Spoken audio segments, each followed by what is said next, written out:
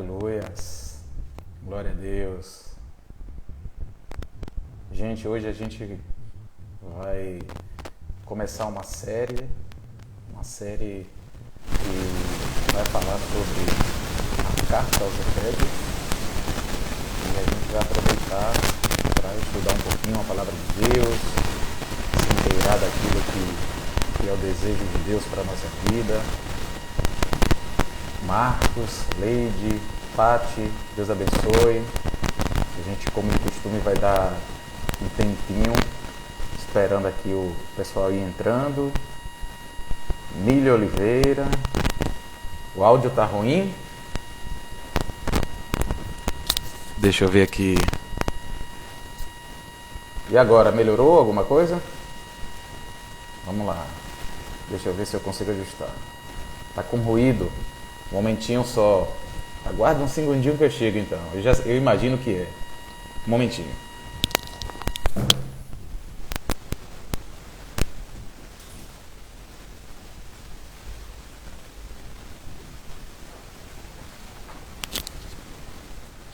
E agora?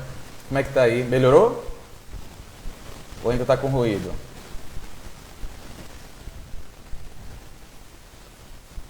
Marcos, Gabriel, seja bem-vindo. Como é que vocês estão ouvindo? Melhorou? Tá 100% ou ainda tá com algum barulhinho, algum problema? Continua o ruído? Vamos lá, deixa eu tentar. Agora foi? Tá melhor? E aí, gente? 100%? Tá com pouco ainda? Um momentinho só. Opa!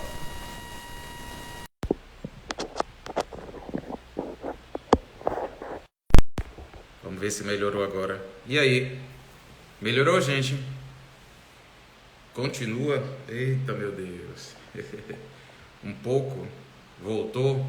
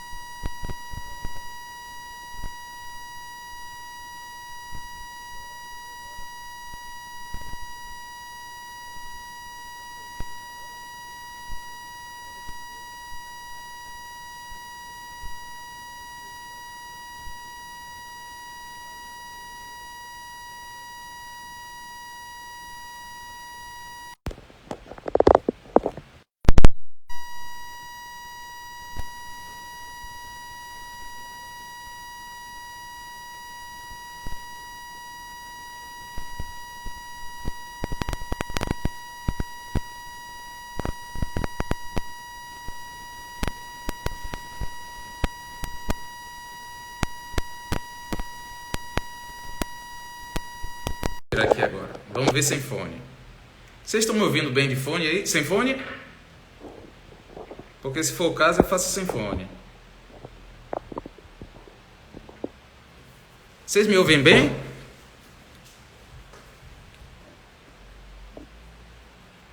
Agora sim? Pronto. Então a gente vai fazer sem fone mesmo. Sem fone ficou ótimo, né? Pronto. Aleluia. É, sem dúvida o fone dando interferência, viu? Sem dúvida. Verdade. Mas vamos lá, gente. Pronto, Diego. Opa, meu primo, seja bem-vindo. Gente, é o seguinte. Nós vamos, a partir de hoje, nas próximas segundas-feiras, se Deus permitir, seguir numa série de estudos na carta aos Efésios. A gente vai perceber, vocês vão perceber que essa carta ela é assim importantíssima para o entendimento da nossa fé cristã, do propósito de Deus, daquilo que deve ser a nossa vida aqui nessa terra, enquanto estamos aqui na terra. Então a gente vai estudar passo a passo. De que forma é que eu vou fazer? Eu vou fazer o seguinte: a gente não vai ter muita pressa, então a gente vai seguir aos pouquinhos, 4, 5 versículos, depende do contexto que ficar melhor para explicar, e aí a gente vai passando. Como são 6 capítulos, não tende a ter uma série assim gigantesca, mas a intenção é que a gente passe realmente por toda a carta e a gente vai extraindo daquilo que que está colocado ali pelo apóstolo Paulo, tá certo? Então eu queria pedir que vocês já deixassem aberto, quem tiver com a Bíblia na mão, se possível, vá lá buscar, dá tempo, vocês pegam a Bíblia, vocês colocam aí de junto de vocês e já deixam aberto em Efésios no capítulo 1, tá certo? Israel, seja bem-vindo. Silvana, seja bem-vinda. Andrade, Cacá, seja bem-vindo também. Deus abençoe vocês. Aleluia. Vamos orar, gente? Eu queria começar orando. É muito importante a gente pedir que o Senhor esteja conduzindo aqui cada fala, porque a intenção não é só transmitir conhecimento, mas é que através desse conhecimento a gente possa ser tocado pela palavra, pelo Espírito de Deus e ter a nossa vida transformada de glória em glória até que a gente se torne a imagem plena do Senhor. Rui Barbosa sente sua falta. Obrigado, meu querido. Eu também sinto falta, eu nunca mais fui lá, mas Deus proverá um momento para eu aparecer. Tá ok, queridos? Vamos orar então? Pai querido, nós nessa noite aqui, nós queremos depender do Senhor.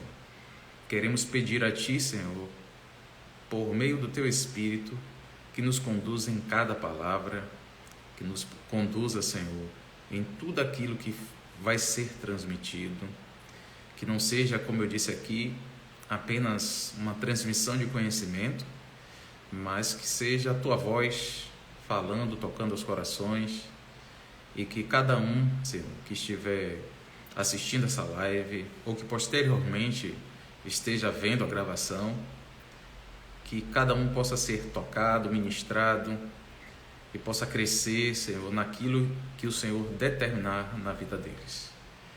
Te peço e coloco a vida de cada um aqui em Tuas mãos. Cada um aqui, Senhor, enfrenta suas lutas, suas dificuldades, e eu sei que isso não passa despercebido pelo Senhor.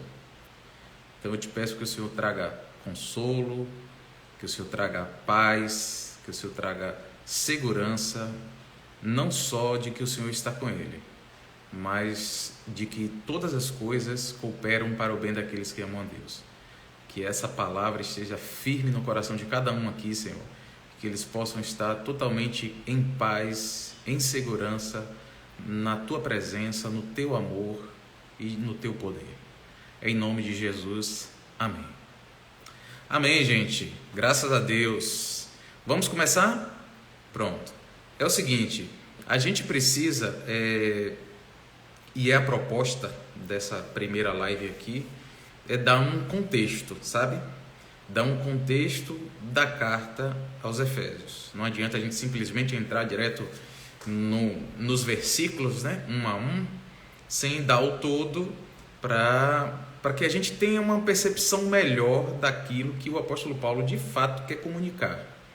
Então eu vou dar um contexto, primeiramente histórico, depois questões teológicas, e depois a gente entra propriamente dito na carta, tá ok? A gente vai seguir essa sequência. Então vamos lá. Bom, a gente precisa entender aqui do ponto de vista histórico o momento em que as coisas estão acontecendo, as coisas que eu digo relacionado aos Éfesos, aos Efésios, né? E a ida de Paulo até lá, porque assim, essa igreja não surge do nada.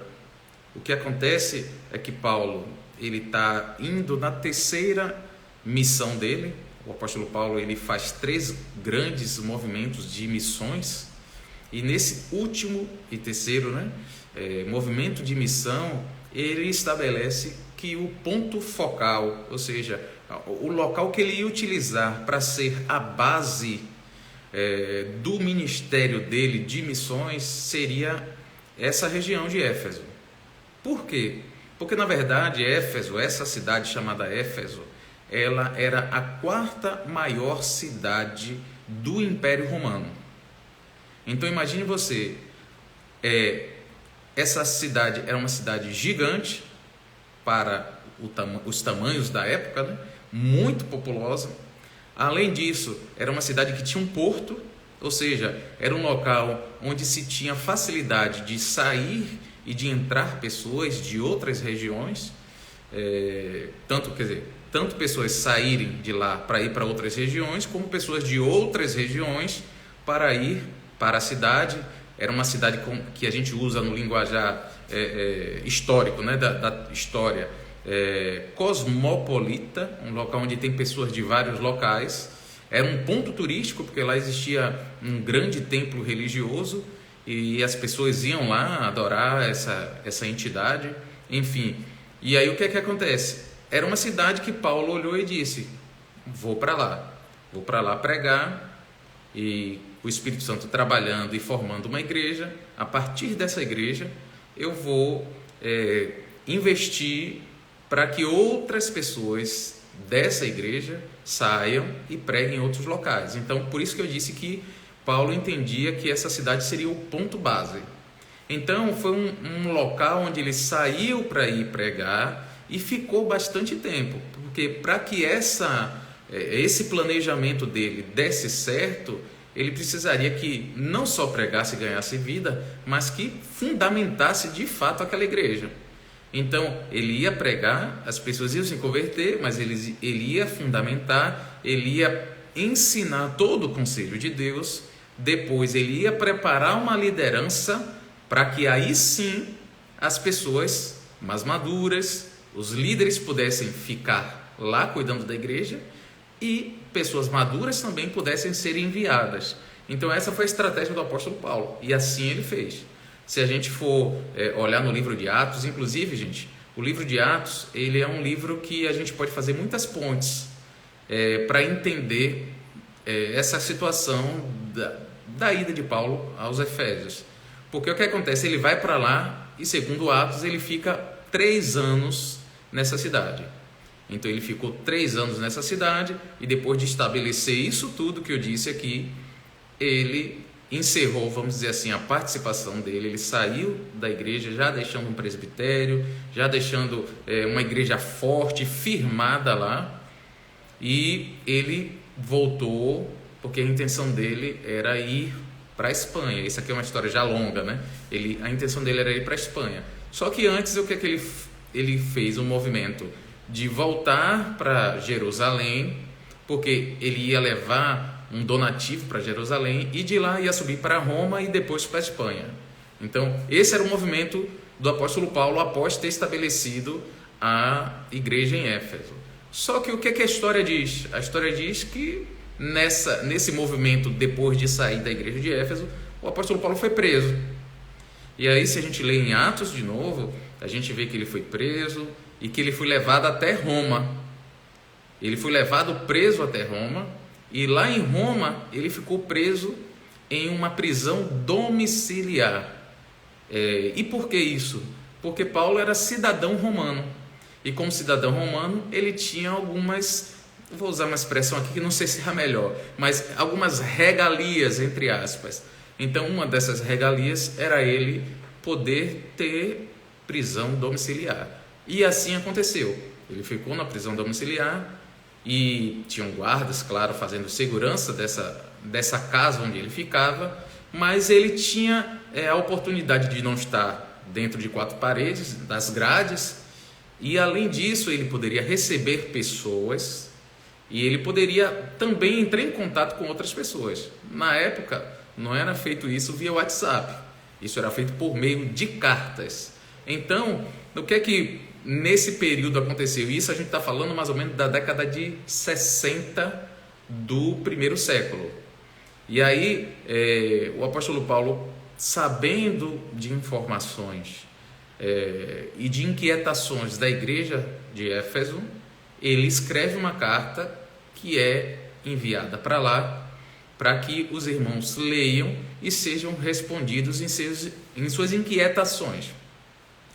Uma coisa importante também a gente entender aqui é que quando os apóstolos eles escreviam cartas, em geral, eles escreviam não porque estavam simplesmente com saudade dos irmãos, não simplesmente porque eles estavam sem nada para fazer e aí escrevia alguma carta para matar o tempo. Na verdade, o que é que acontecia? As cartas eram um meio do próprio apóstolo se fazer presente no local. E esse caso em específico, ele representa muito bem. Por quê? Porque o apóstolo Paulo estava preso, a igreja tinha inquietações, ele não poderia ir lá na igreja explicar, então ele envia uma carta explicando tudo aquilo que ele gostaria de fazer pessoalmente, mas que não pode porque está preso. Então, Paulo escreve a carta aos Efésios estando preso. E estando preso, ele, obviamente, em oração, em busca diante de Deus e transmitindo a revelação que ele tinha do próprio Deus, ele escreve tudo o que escreveu e que a gente conhece aqui na carta aos Efésios. Tem um detalhe importante também. Na verdade, o apóstolo Paulo escreveu aos Efésios, mas não exclusivamente aos Efésios. Aqui eu estou falando de um contexto realmente histórico. Depois de muitas pesquisas, pessoas que estudam a área do Novo Testamento, hoje se tem uma noção de que essa carta ela não foi escrita só para ser usada pelos Éfesos. Na verdade, quando Paulo escreveu, mas como se fosse uma circular. O que é que isso quer dizer? Seria uma carta que seria endereçada aos Éfesos, mas, por sua vez, elas deveriam ser lidas em todas as igrejas da região que tinham algum tipo de ligação com essa igreja da cidade de Éfeso. Então, esse é o contexto histórico que a carta aos Efésios foi escrita. Agora, a gente vai passar para o contexto teológico. Lembra que eu falei que algumas inquietações aqueles irmãos tinham? Então, eu vou citar apenas algumas. No mundo antigo, gente, era muito comum existir um preconceito na comunidade religiosa, sobretudo um preconceito dos judeus contra os gentios. Os judeus, automaticamente a gente está falando do povo de Israel, mas os gentios são todos os outros que não são de Israel.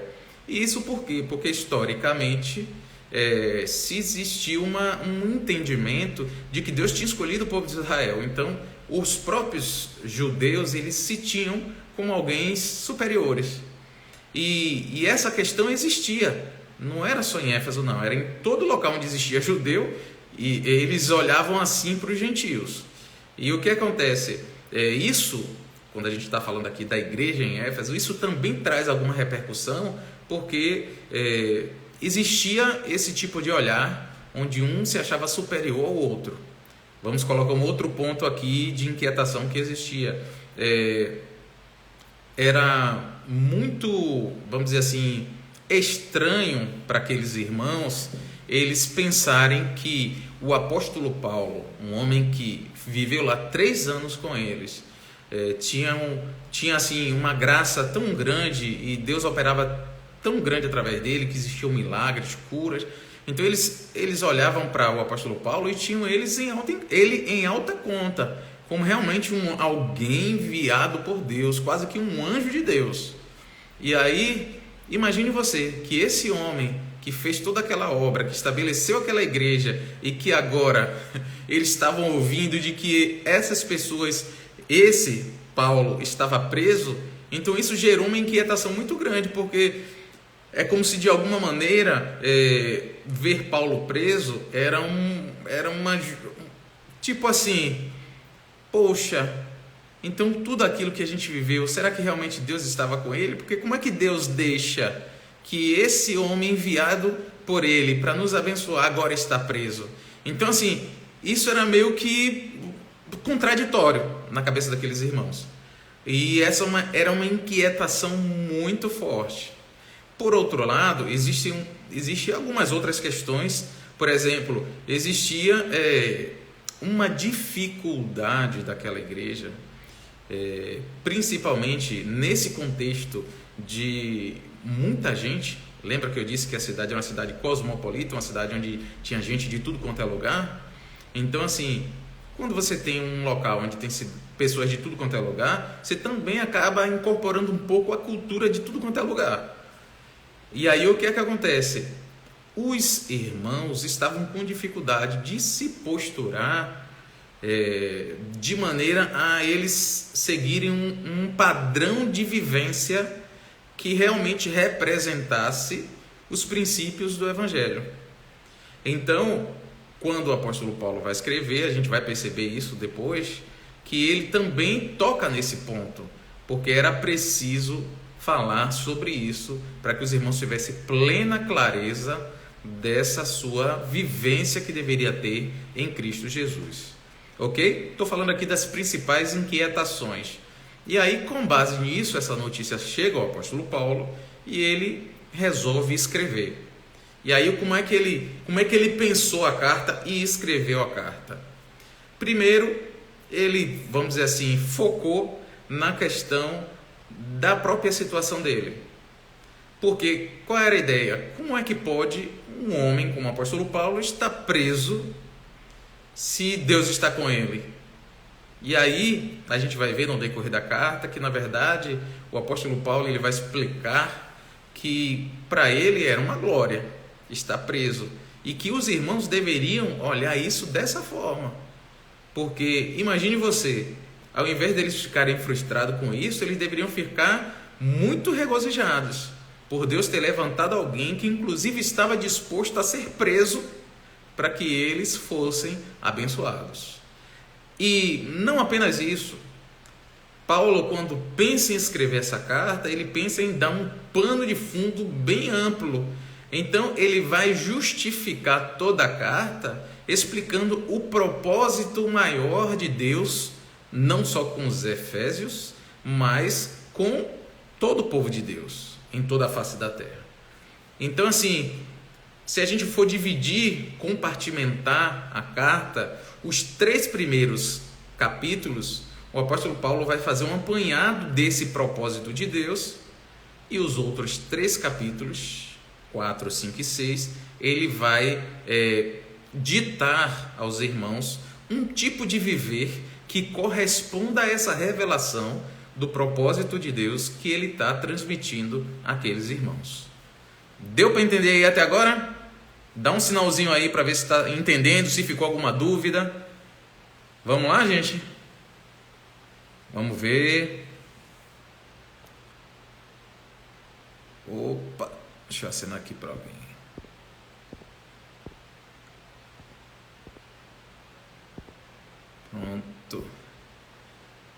Pronto, ótimo.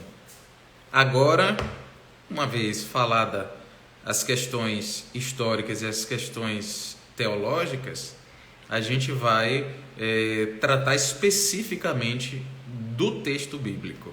E aí eu queria que vocês abrissem, por favor, os que não abriram, os que eu já tinha pedido para abrir, que deixassem aberto e a gente colocasse os nossos olhos aí no capítulo 1 de Efésios. Provavelmente, se der tempo, eu não pretendo que seja muito longa para não ser cansativa, são muitas informações, então eu penso que no máximo a gente chega ao versículo 6, tá ok? Se por acaso a gente não der, não tem problema, na próxima semana a gente vai partindo isso, vai continuando até chegar ao objetivo final. Vamos lá, Efésios capítulo 1. Paulo aqui no capítulo 1, ele começa fazendo o que é comum à época, que é começar a carta com uma saudação. Então ele começa assim: Paulo, apóstolo de Cristo Jesus, por vontade de Deus, aos santos que vivem em Éfeso e fiéis em Cristo Jesus. Graça a vós outros e paz, da parte de Deus, nosso Pai, e do Senhor Jesus Cristo. Ponto. Isso aqui é uma saudação. Poderia ser qualquer outra, mas como o apóstolo Paulo é um servo de Deus, ele parte daquilo de Deus que está nele e fala sobre a graça de Deus, sobre o poder de Deus, sobre eles serem santos, enfim. Paulo usa uma fala, ele descreve coisas que estão relacionadas às pessoas que estão unidas a Cristo, ok? Ponto. A partir do versículo 3, ele começa a descrever, gente, uma parte muito mais profunda e de revelação de fato. A partir do versículo 3, ele começa a trazer o grande pano de fundo do propósito de Deus, seja para a vida dos Efésios ou seja para as nossas vidas, viu? A leitura não é só uma leitura para aquela época, não, é uma leitura que se aplica à nossa também. Então ele começa assim, aliás, antes disso, deixa eu beber um pouquinho de água. Vamos lá, ele diz assim: bendito o Deus e Pai de nosso Senhor Jesus Cristo. Observe, a primeira coisa que o apóstolo Paulo faz é louvar a Deus. Antes dele explicar os motivos, ele já vai para a finalidade, que é louvar a Deus. A gente vai ver isso aqui, que tudo que Deus faz é para o louvor da sua glória. Então, uma vez sabendo disso, o apóstolo Paulo já começa louvando.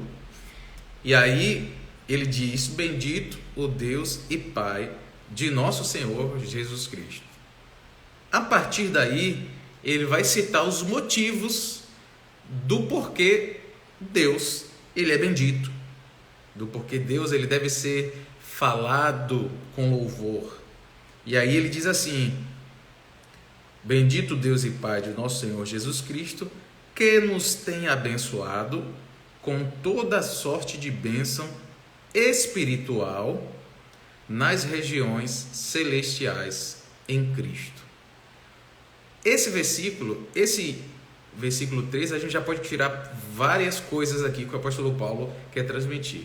A primeira é que ele diz o seguinte, que Deus ele nos tem abençoado.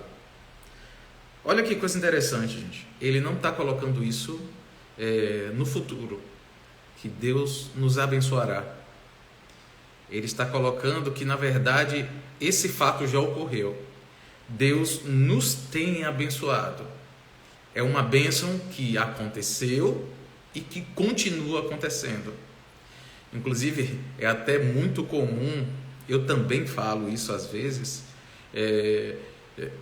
Deus te abençoe, mas num tom como se a pessoa precisasse ser abençoada ainda em algum momento. E na verdade, o que o apóstolo Paulo coloca aqui é que Deus já nos tem abençoado. E isso é muito ligado àquilo que o apóstolo Pedro fala na sua carta. Ele diz que Deus, ele nos deu, o apóstolo Paulo, ou Pedro, diz assim, que Deus nos deu todas as coisas que diz respeito à vida e à piedade. O apóstolo Paulo disse isso, o apóstolo Pedro diz isso, desculpe, na sua carta. Então, assim, quando Paulo diz que Deus nos tem abençoado, ele está confirmando essa fala. Ele está dizendo, tudo que você precisa, você já tem, porque Deus já te deu. A dificuldade, na verdade, gente, é que a gente muitas vezes não vê isso de forma materializada na nossa vida, essa bênção. E isso, na verdade, não tem a ver com Deus não nos ter abençoado, mas tem a ver com a gente não ter tido fé para tomar posse disso. São duas coisas totalmente diferentes. Mas Deus já nos abençoou. Deus nos tem abençoado. Então isso é uma ação constante que não vai acontecer no futuro como se não estivesse acontecendo agora. Na verdade, vai acontecer no futuro porque essa bênção que Deus nos deu, ela continua agindo e disponível para a nossa vida. Mas que bênção é essa? É importante perceber aqui que o apóstolo Paulo faz uma distinção. Observe que ele diz assim, toda sorte de bênção espiritual. E por que eu chamo a atenção dessa distinção? Porque, na verdade, se a gente for olhar a própria fala de Jesus, Jesus disse que Deus ele abençoa justos e injustos. Mas se você olha o contexto do que Jesus disse, essa bênção de justos e injustos está ligada à provisão, às coisas materiais. Então Deus, como um Deus abençoador, Deus abençoa todo mundo. O coração de Deus é de abençoar. Então Deus manda chuva sobre justos e injustos, Deus manda provisão sobre bons e maus, mas tem um tipo de bênção que só quem recebe é quem está em Deus. E essa bênção, segundo o apóstolo Paulo, é a bênção espiritual. Então toda sorte de bênção espiritual é essa que Deus nos abençoou. E que bênção espiritual é essa? Aí a gente pode citar várias. A gente pode dizer, por exemplo, que a própria salvação, ela é uma bênção espiritual.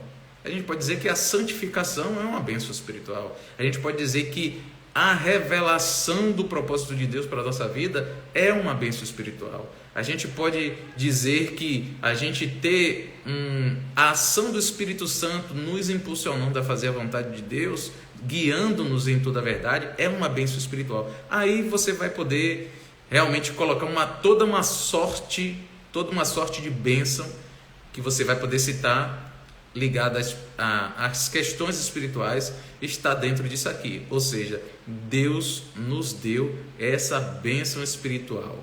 Só que o texto também diz, nas regiões celestiais em Cristo. E nas regiões celestiais em Cristo quer dizer o quê? Quer dizer, primeiro, que essa bênção que a gente recebe é uma bênção que provém justamente dessa intermediação de Jesus. Ou seja, a bênção espiritual, ela não vem direta para nós. Porque se fosse assim, qualquer pessoa receberia a bênção de Deus. Lembra que eu disse que a bênção material é derramada sobre justos e injustos? Essa bênção não tem intermediação, Deus manda direto. Mas a bênção espiritual nas regiões celestiais é só em Cristo. Então, essa bênção é transferida para aqueles que estão unidas, aquelas pessoas que estão unidas a Cristo. Quem não está unida a Cristo, ela não recebe essa bênção espiritual. Então, de fato, existe uma distinção. E aí o apóstolo Paulo, quando fala que a gente deve louvar a Deus, a gente deve louvar a Deus porque nós, como igreja do Senhor, nós de alguma maneira somos realmente diferenciados. Não pelo mérito próprio, mas pelo fato de termos Cristo em nós. E tendo Cristo em nós, nós podemos receber, podemos viver as bênçãos que Deus determinou espirituais para o seu povo. Ok? Esse é o versículo 3. Versículo 4, ele continua: assim como Deus ele nos abençoou com todas as sortes de bênção, ele também nos escolheu nele antes da fundação do mundo. Gente, esse texto aqui eu confesso para vocês que é um dos textos que mais enchem meu coração de alegria.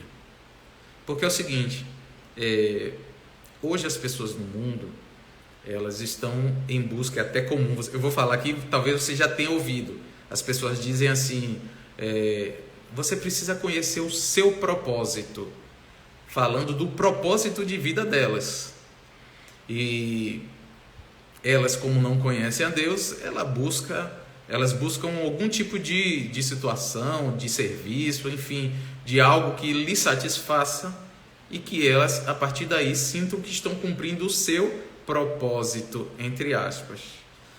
E para a gente isso é diferente, porque na verdade a gente não busca o nosso propósito. A gente entende que a gente está dentro de um propósito que é o propósito de Deus. Então, quando o texto diz, assim como nos escolheu nele antes da fundação do mundo, o apóstolo Paulo está dizendo, olha, a sua vida, ela não veio aqui sem sentido para que você descobrisse um propósito nas coisas naturais. Na verdade, você já veio a existir como criatura a partir de um propósito que Deus tinha. Ele escolheu você para isso.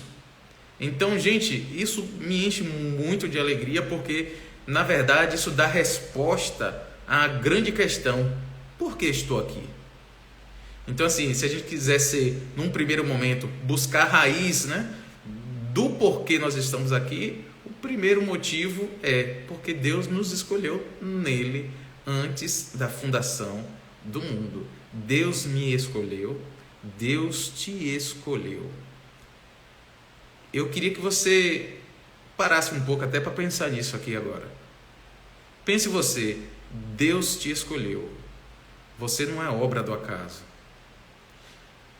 Gente, isso aqui é tão importante porque assim, ó, eu posso estar falando aqui com pessoas que de repente cresceram num lar cristão, quer dizer, o pai era convertido, a mãe era convertida, e aí convertida e se casaram e daí gerou você.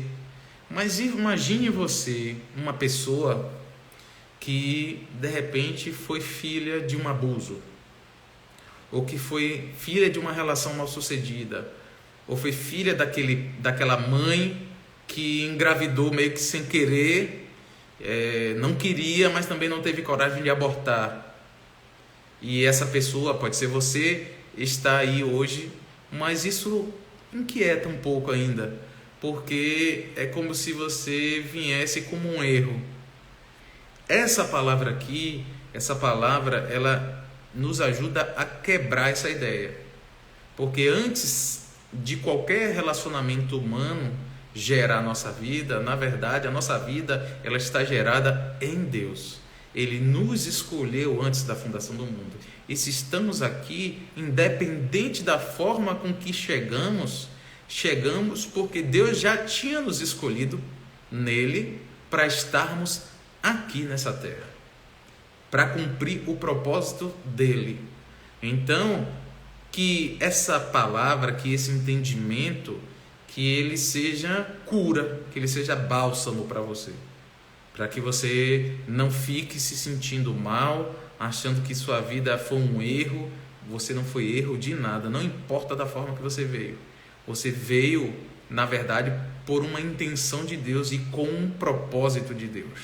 Então Deus te escolheu nele antes da fundação do mundo. Agora, qual é a natureza dessa escolha? Deus te escolheu com que objetivo? Aí a gente vai entender que o objetivo que Deus nos escolheu nele antes da fundação do mundo é para que sermos santos e irrepreensíveis perante Ele. Gente,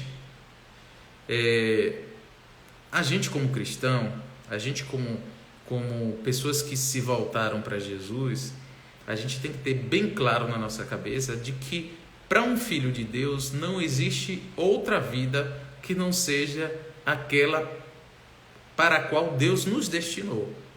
Deus, ele nos deu a sua própria natureza, e nós, como participantes da natureza divina, nós temos que expressar aquilo que Deus nos fez para ser. E Deus nos fez para ser filhos deles, santos e irrepreensíveis. Por isso que o apóstolo Paulo fala, inclusive a gente vai falar isso depois, no capítulo 5, que nós devemos ser imitadores de Deus como filhos amados. Deus é santo e Deus espera que os seus filhos sejam santos também. Porque Deus, quando nos escolheu antes da fundação do mundo, Ele já tinha isso em mente, gente.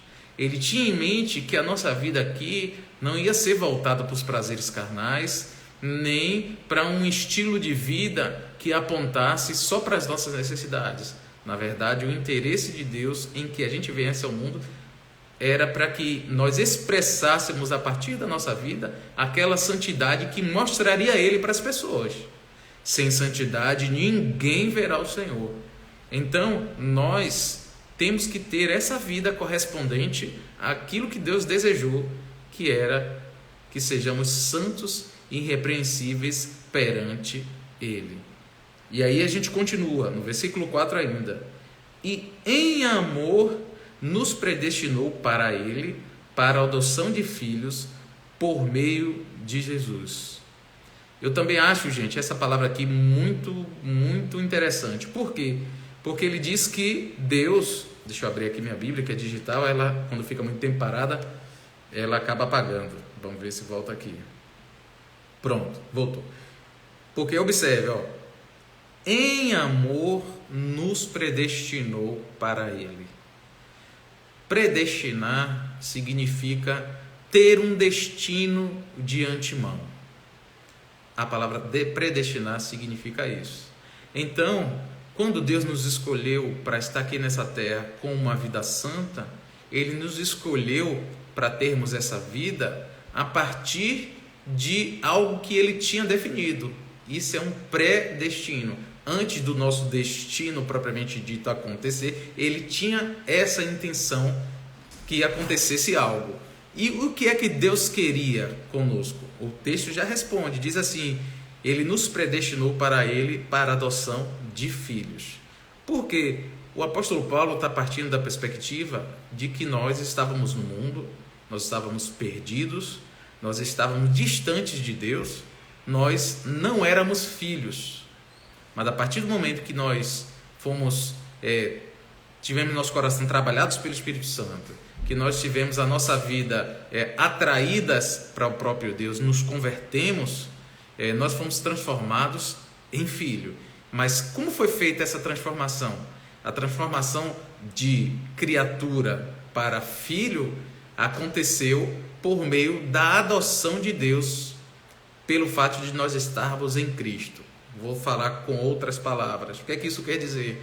A partir do momento que nós, pecadores, nos unimos a Jesus, o Filho primogênito de Deus, nós nos transformamos em filhos, segundo esse desejo que Deus tinha. Então, quando isso acontece que Deus nos adota para Ele. Observe, nós somos filhos adotados por Deus. Talvez alguém que tenha, de repente, uma experiência ruim, ou saiba de uma experiência ruim de adoção, quando ouve essa palavra, poxa, Deus adotou, talvez soe como uma coisa ruim. Mas, na verdade, a gente não deve olhar dessa forma. Por quê? Primeiro, porque o texto já diz assim, que em amor nos predestinou. Ou seja, o que motivou Deus nos adotar como filhos foi o seu amor. Segundo ponto, na verdade, quando Deus se dispõe em nos adotar para ser seus filhos, na verdade Ele está assumindo um compromisso conosco. Vamos trazer para o campo do que acontece normalmente. Quando a gente tem um filho biológico, o filho biológico a gente tem como nosso filho, tem aquele carinho todo especial, mas esse carinho ele é fruto muito mais dessa ligação que partiu num primeiro momento do fato de geneticamente ter saído de nós, enfim, de a gente ter acompanhado todo aquele processo de gestação e tal, e aí a gente já cria esse carinho de imediato, e claro que depois, quando cresce, a gente vai tendo outro tipo de relação, vamos dizer, uma relação mais ampla. No caso do filho adotivo, não. O filho adotivo não se tem essa relação inicial. Então, quando alguém resolve adotar um outro alguém, ele resolve adotar porque ele tem o desejo de ter seu coração transbordando na vida de outra pessoa. E ele olha para essa pessoa e ele vê que aquela pessoa precisa de ser cuidada, precisa ser ter um cuidado especial que ele se sente em condições de dar. Então, quando a gente traz isso para a realidade divina, quando Deus nos adota como filhos, Deus nos adota nessa perspectiva, de que nós somos carentes, que nós somos órfãos, que nós precisamos do cuidado dele, e eles, em amor, resolvem nos adotar como seus filhos. Então, diferentemente de alguém, de repente, acreditar que isso é algo menor, na verdade, isso demonstra uma nobreza muito grande de Deus e um privilégio muito grande nosso. Porque, de fato, a gente não está falando de qualquer pessoa nos tendo como filho. A gente está falando do grande Criador do universo, do Senhor dos céus e da terra, nos tendo como seus filhos. Então isso para o apóstolo Paulo é motivo de a gente bendizer a Deus, porque ele nos predestinou para ser filhos por meio de Jesus Cristo, e isso foi feito em amor. E aí na continuação do versículo 5 diz assim: segundo o bom propósito da sua vontade. Isso também corrobora, isso também justifica, confirma toda essa ideia que a gente está tratando aqui, porque na verdade tudo isso que Deus fez conosco é segundo um bom propósito do seu coração. Deus não está fazendo isso porque depois quer se aproveitar da gente e vai fazer coisas mais com a gente. Deus não está fazendo isso simplesmente porque Ele não quer ficar sozinho e quer agora ter pessoas ao seu lado. Não. Deus tem um bom propósito, um bom coração, um bom desígnio para conosco. E por isso Ele fez o que fez. Nos adotou como filhos para que fôssemos participantes desse grande propósito. E inclusive, a partir daí, Paulo já vai delineando um pouco a ideia do que é o propósito de Deus. Obviamente, eu vou falar aqui e isso vai ficar marcado, mas na verdade a gente vai ver a construção disso em todo o texto da carta aos Efésios, que é o seguinte: o grande propósito que Deus trabalha aqui e que Paulo revela nessa carta é que Deus, ele desde antes da fundação do mundo tinha um interesse de ter uma família para si, de ter um povo para si, um povo que fosse santo, um povo que expressasse a sua natureza, um povo que seria diferente das pessoas do mundo, as pessoas que viveriam em pecado, mas que essas pessoas estariam seguras no seu amor, no seu conselho, na sua disposição, porque elas foram adotadas como filhos. E Deus, adotando-as como filho, Deus, ele empenhou um compromisso de seguir com elas até o fim. A gente vai seguir depois, até dando mais detalhes a esse propósito de Deus, mas eu penso que para um primeiro momento a gente já pode dar essa resumida aqui, porque na verdade é isso que vai dar o lastro para a gente seguir em toda a construção. Ok? Versículo 6 é o último versículo que a gente vai trabalhar hoje para a live não ficar longa. Então diz assim: tudo isso que Deus fez é para louvor da glória de sua graça. Gente, preste atenção numa coisa. A gente fala normalmente assim: Deus faz as coisas para o louvor da sua glória. E de fato é. Deus faz as coisas para o louvor da sua glória. Mas quando a gente fala de louvor da sua glória, muito se tem na cabeça que esse louvor que Deus busca da glória dele está muito ligado ao poder. E essa ideia ela está incompleta. Por que eu estou dizendo isso? Porque na verdade essa é uma parte. O que eu quero dizer com isso? É que a glória de Deus, ela não está ligada apenas ao seu poder. Na verdade, a glória de Deus, ela está ligada também às suas virtudes, às suas qualidades como ser de Deus. E aí o que é que acontece? Esse texto aqui, o apóstolo Paulo chama atenção disso, porque ele não usa o genérico para o louvor da sua glória. Ele diz o seguinte: para o louvor da glória da sua graça. Então, qual é o aspecto que o apóstolo Paulo está chamando a atenção para poder a gente louvar a glória dele? É a glória do seu poder? Não, é a glória da sua virtude. E que virtude é essa? Da glória da sua graça. Então, Deus fez tudo isso para que a graça dele fosse louvada. Então, quando a gente entende isso, a gente percebe que, mesmo sendo maus, pecadores, enfim, tendo uma vida distante de Deus, Deus ele tem um bom coração conosco, ele tem um projeto de resgate para nos trazer para a sua família, porque ele quer que a glória da graça dele seja louvada. Ou seja, que a gente olhe para ele, que a gente o admire, o louve, como o apóstolo Paulo fez. A gente o louve por aquilo que ele está fazendo sem nós merecer. Porque no final das contas, merecermos, porque no final das contas, o que é graça? Graça é favor não merecido. E o que é que Deus está mostrando? Deus está mostrando que Ele nos escolhe nele antes da fundação do mundo, Ele nos predestina para Ele em amor, Ele faz tudo isso conforme o conselho da sua vontade, para que, independente da situação que estivermos, né, no mundo, a gente reconhecesse que só um Deus gracioso, um Deus que dá dádivas para aqueles que não merecem, que poderia fazer isso que Ele fez. Então, isso é muito importante, porque a nossa vida em relação a Deus, ela tem que ter esse olhar. Na verdade, nós temos que nos sentir privilegiados, porque nós somos pecadores. Inclusive, mesmo depois de convertidos, nós ainda pecamos.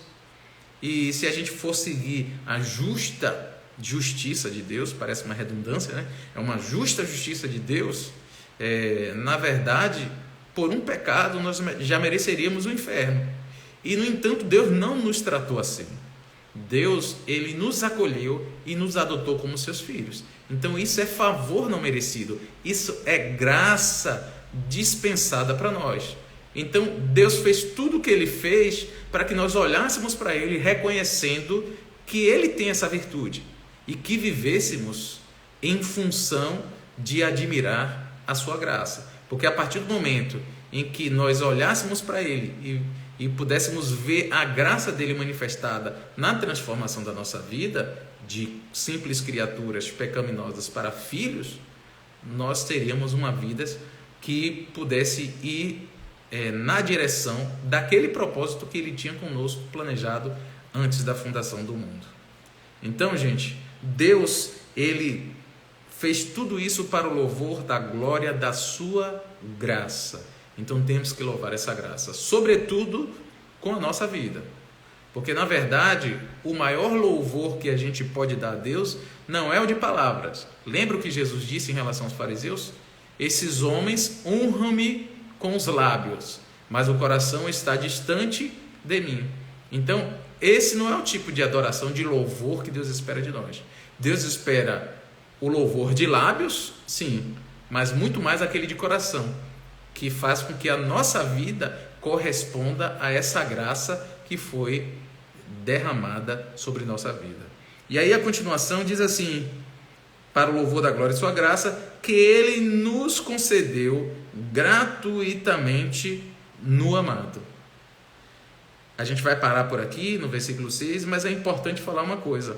Você já parou para perceber, se você tiver com a Bíblia e olhar aí, que parece uma redundância? Parece que Paulo está falando a mesma coisa duas vezes, só com palavras diferentes. Para o louvor da glória de sua graça, que é a favor do obedecido, e depois ele diz que Ele nos concedeu gratuitamente, ou seja, de graça, no amado. Pois é, parece ser uma redundância, mas não é. Porque assim, o que Paulo está querendo dizer? Paulo está querendo dizer que essa graça que foi derramada sobre nós, de fato para nós foi de graça. Mas no final ele diz que ela foi concedida gratuitamente no amado. Esse amado é com A maiúsculo, você vai ver que está se tratando de Jesus. Por quê? Porque se a graça dispensada para nós foi de graça, na verdade ela só pôde ser de graça porque alguém pagou por ela. Então para nós foi de graça, mas alguém pagou o preço por essa graça derramada. E quem fez isso? Jesus. Como, Leandro? Como que Jesus pagou? Isso é simples, embora às vezes a gente tenha dificuldade de entender. O que acontece? É muito bom a gente louvar a Deus por sua misericórdia. É muito bom a gente se sentir perdoado para Deus. Mas às vezes a gente não pensa muito o que isso custou. Porque imagine você, um Deus que diz: a alma que pecar, essa morrerá. Ou seja, a condenação para o pecado é a morte. E aí a gente peca, e ao invés de Deus nos condenar, Deus nos adota como seu. Isso parece um pouco incoerente. É como se Deus fosse injusto.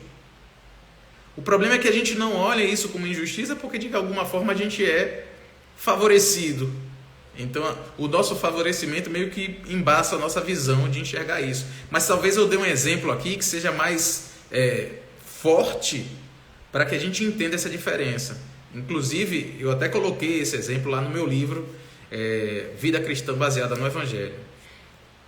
Imagine você que uma mãe, ela sai de casa, deixa uma filha de 12 anos e ela vai no mercado comprar alguma coisa. E de repente, um homem mal intencionado, que estava há um tempo já observando aquela família, ele vai para a casa dessa mulher, aproveita que aquela jovenzinha, adolescente, está sozinha, chega e abusa daquela menina. E aí quando a mãe chega, só encontra o estrago, não vê quem é a pessoa, mas ela liga para a polícia, enfim, se busca correr atrás de quem foi que fez aquilo. E aí a polícia corre, consegue pegar um suspeito, se identifica que de fato ele é a pessoa e ele é levado a julgamento.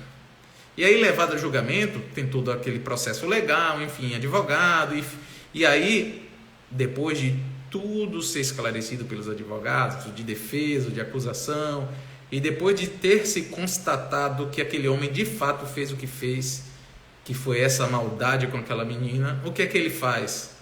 Ele assume, inclusive, ele diz, não, realmente eu fiz. E aí o juiz vai dar sentença. E aí, na hora que o juiz vai dar sentença, o juiz chega e diz assim, é o seguinte, eu sei que você errou, eu sei que você fez essa coisa terrível, mas hoje eu estou de bom humor. Hoje eu não estou a fim de condenar ninguém não, sabe? Então eu vou fazer o seguinte, toda pessoa merece uma segunda chance, eu vou te dar uma segunda chance, então ao invés de eu te condenar, eu vou te liberar, você vai ficar livre, agora não faça mais isso, tá certo? Aí o cara meio assustado diz, não, tudo bem, tá certo. Imagine essa cena, se os familiares, enfim, mesmo que não sejam familiares, estiverem assistindo todo aquele julgamento, as pessoas vão levantar e vão gritar, não pode, isso é um absurdo, você é injusto, seu juiz. Por que ele vai ser condenado como injusto? Porque ele vai estar absolvendo alguém que merece condenação. Então, quando a gente fala que Deus ele nos perdoa, a gente não olha para esse lado, porque quando a gente peca, irmãos, a gente comete um crime diante da lei de Deus. E a justiça de Deus exige que nós sejamos condenados por isso. Então, todo homem está destinado ao inferno e ao juízo eterno, não é uma maldade de Deus, é ele ser justo, porque o homem desobedeceu aquilo que Deus estabeleceu para ele. Só que Deus não faz isso com a gente, Deus não nos condena, Deus nos adota como seus filhos por meio de Jesus.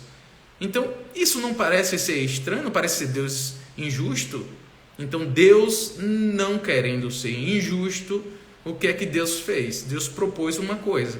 Deus disse que alguém, entregando a sua vida, poderia pagar com a sua vida pelo crime, os crimes de outros. Então, Jesus, quando morre por nós na cruz, o que é que ele está fazendo? Ele está trocando, ele está recebendo a condenação que é nossa. Ele está recebendo aquilo que era merecido a nós em sua própria carne. Jesus morre, mesmo ele estando sem pecado, ele morre para que a gente fosse absolvido do nosso pecado. E aí, quando Paulo diz aqui que, na verdade, essa graça foi nos dada gratuitamente, foi nos dada gratuitamente, porque nós não pagamos pelo nosso pecado, mas Jesus pagou por ele. Então, de fato, essa graça que Deus nos deu de sermos chamados seus filhos, ela custou algo, mas não de nós. Nós não temos mérito nisso. Na verdade, custou foi a vida de Jesus. Por isso é que ele nos concedeu essa graça gratuitamente no amado. Tá ok, gente? Eu penso que até o versículo 6 hoje é o suficiente, senão a live vai ficar muito grande. Inclusive não pode passar muito, não pode ser muito longa, porque se a gente quiser gravar ela, só pode até um pouquinho menos de 1 hora. Então o que é que a gente vai fazer? A gente vai encerrar para a gente gravar e poder isso estar depois disponível para as pessoas que não puderam estar aqui ao vivo, estarem vendo em outro momento a live. tá ok? Mas de antemão eu quero agradecer a todos vocês que participaram, entraram depois outras pessoas, Ivanildo, Kalila França, Sena Josélia, Beth Lira e outros que passaram por aqui. Eu quero agradecer pela presença de Deus, de vocês, a presença de Deus também, né, na nossa vida. E eu quero agradecer pelo fato de vocês estarem participando dessa live. Quero reafirmar que a gente vai seguir nessa sequência de estudos na Carta aos Efésios. Hoje foi como eu fiz o contexto histórico, o contexto teológico e os primeiros 6 versículos em que a gente falou do louvor a Deus, que Paulo propõe, que a gente falou da saudação, enfim, de tantas coisas aqui nesse primeiro momento, mas não é o todo. A gente vai seguir na sequência até que a gente vá completando a carta toda, sem pressa, sabe? Mas sempre vai ser segundas-feiras, normalmente às 21 horas. Pode acontecer, vez por outra, de a gente colocar às 22, mas a princípio o horário padrão é 21 horas. Se por acaso você entrou por aqui e ainda não é inscrito no canal que eu digo, no meu Instagram, que a gente fica falando na linguagem de YouTube, né? Enfim, mas eu tenho um canal no YouTube também, Centrado em Cristo. Você pode ir lá se inscrever no canal. Mas se você não estiver me seguindo aqui, segue também, porque aí quando eu for fazer a live ou publicar qualquer coisa, você vai ter acesso a essa informação. Então, seja bem-vindo, você que participou da live pela primeira vez. Segunda-feira que vem, se Deus permitir, vamos ter outra, ok? Deus abençoe e até a próxima.